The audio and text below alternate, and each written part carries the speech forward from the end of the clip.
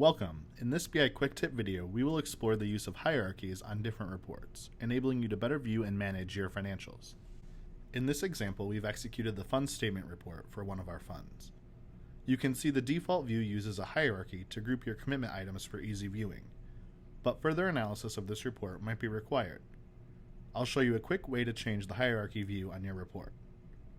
First, we'll navigate to the commitment item heading, which we'll right-click. Next, we'll hover over Hierarchy and deselect Hierarchy Active. This will turn off the hierarchy function, enabling you to view the report in more detail by viewing specific commitment items.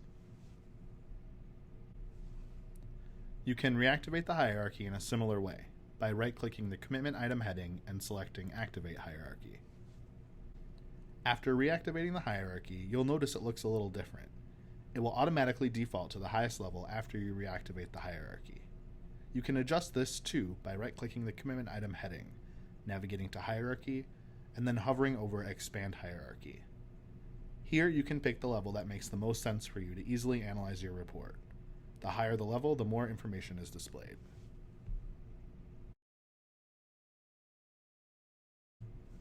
You can also use the arrows within the report to manually expand or condense the hierarchy. This tip can be applied to any report that uses the hierarchy function. Thank you for watching this episode of the BI Quick Tips series. You can find all other BI Quick Tip videos on the Help Files website. Until next time.